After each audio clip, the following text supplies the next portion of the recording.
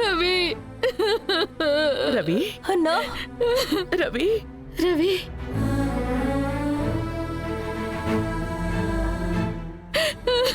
రవి అమ్మా ఏడవకమ్మా, నాకేం కాలేదుగా. ఆ కుర్రాడొకడు వెనక పొడిచేసి పారిపోయాడు.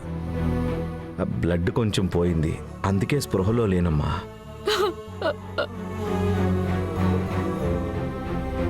ఏ డాక్టర్ గారు ఏమన్నా మిమ్మల్ని భయపెట్టారా ఏంటి? నువ్వేం మాట్లాడొద్దురా. నువ్వెందుకురా వేరే వాళ్ళ సమస్యల్ని తలకెత్తుకున్నావు? అమ్మా, ఇది వేరే ఎవరి సమస్య కాదమ్మా, ఇది బంగారీ సమస్య.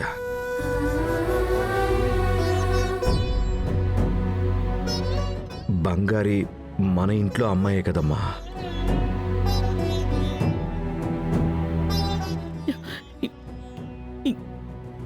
నా నొప్పిగా ఉందా?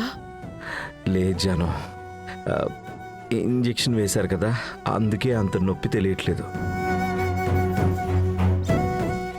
జాను, అది ఫైట్ అయిపోయిందని కొంచెం రిలాక్స్ అయ్యాను.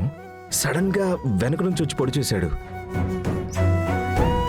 జాను, ఈరోజు నీ మనవడు చేసిన పెద్ద యాక్షన్ సీక్వెన్స్ నువ్వు మిస్ అయిపోయావు తెలుసా?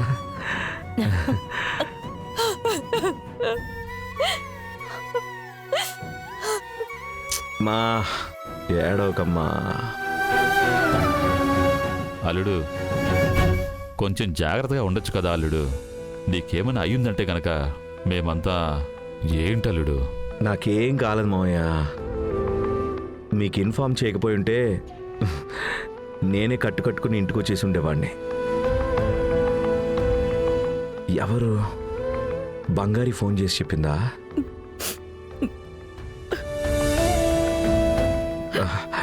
మరి అమ్మ, బంగారి ఎక్కడా? బంగారి ఎక్కడుంది జాను? ఇక్కడే ఉంది. ఎక్కడుంది?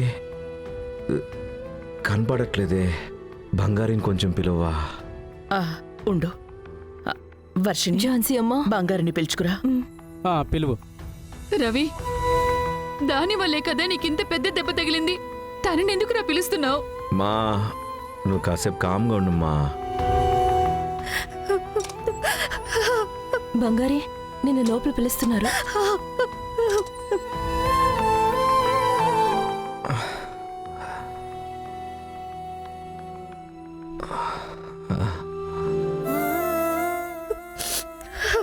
Ravi sir, sorry Ravi sir.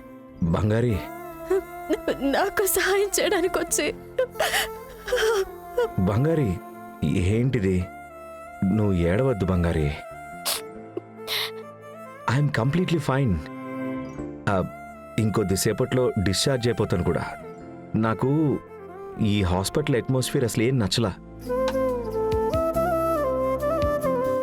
Janu, నేను బంగారితో కొంచెం పర్సనల్గా మాట్లాడాలి. ఏంటి? మీరందరూ కొంచెం బయటకు వెళ్తారా ప్లీజ్? రవి, అసలు దీంతో నీకేంట్రా పర్సనల్? అమ్మా, మీనా, వెళ్దాం పదండి.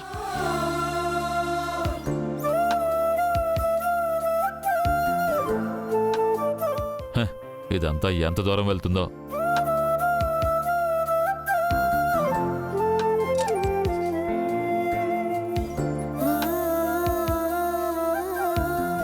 మావా,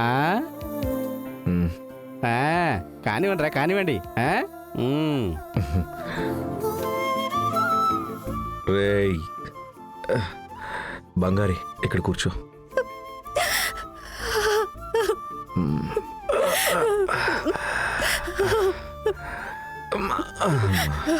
రవి సార్, కొద్దిసేపు నా ప్రాణాలు పోయినట్టు అయిపోయింది.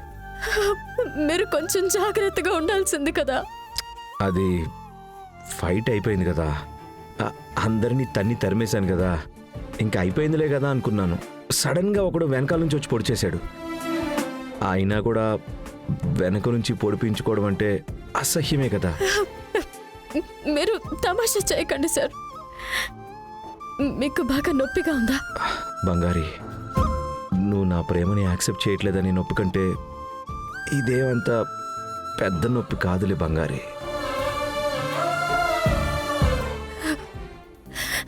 నాకు చాలా భయం వేసింది రవి సార్.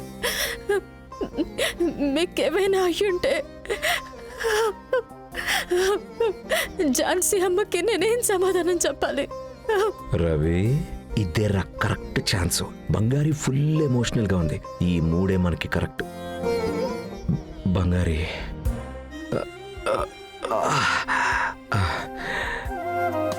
నేను నీకోసం ఏమైనా చేస్తాను బంగారి. నీకు ఉపయోగపడని ఈ ప్రాణం ఎందుకు ఉండాలి చెప్పు? చెప్పు బంగారి.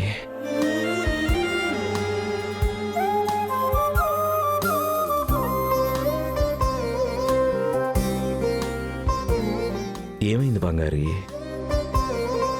అందరూ వచ్చి ఎందుకింత కష్టపడాలని అడగచ్చు. ఎందుకంటే వాళ్ళకి నా లవ్ అసలు అర్థం కాదు.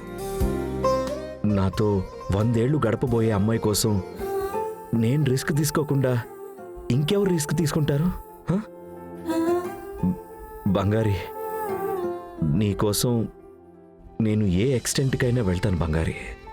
నిజంగానే రవి సార్ నన్ను లవ్ చేస్తున్నారా?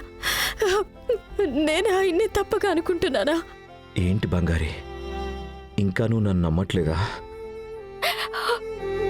టక్కుమని నిన్ను నమ్మించడానికి ఇది నేను చేసే యాక్టింగ్ అని మాత్రం అనేకు. బంగారి, నిజంగా నేను నీ మీద పెంచుకున్న ప్రేమ నిజం.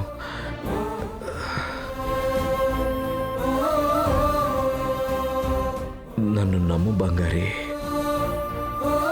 రవి చెప్పినట్టు ఇరగదీస్తున్నట్టున్నాడే. ఆ? ఆ?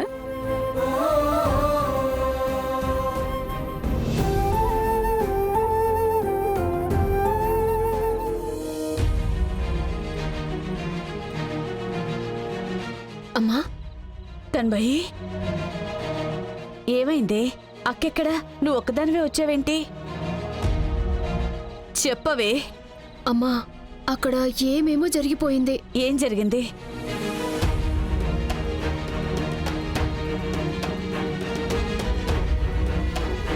చూసావా, నువ్వు చేసిన తప్పు ఎంత ప్రమాదాన్ని తెచ్చిపెట్టిందో చూసావా? ఎందుకు ఇలా చేసావే? ఎన్నిసార్లు చెప్పాను. ఇప్పటికే మీ అమ్మమ్మ నేను తప్పు చేశాను అనుకుంటుంది. ఇప్పుడు నువ్వు ఇంత సమస్యను తెచ్చిపెట్టావు. దీనికంతా కారణం మనమే అని తెలిస్తే ఇంకెంత తప్పుగా అనుకుంటుంది మన గురించి. భగవంతుడా, ఇంకా ఎందుకు క్షోభ పెడుతున్నావు? అమ్మా ప్లీజ్ అమ్మా, క్షమించమ్మా. ఇప్పుడు బంగారు ఎక్కడుంది? తనతో పాటు హాస్పిటల్కి వెళ్ళింది. అయ్యో, ఆ బాబుకి ఏం కాకూడదు దేవుడా. అమ్మా, పుష్ప అని మనకొకరు హెల్ప్ చేశారు కదా. అవును, తన గురించి ఇప్పుడెందుకు?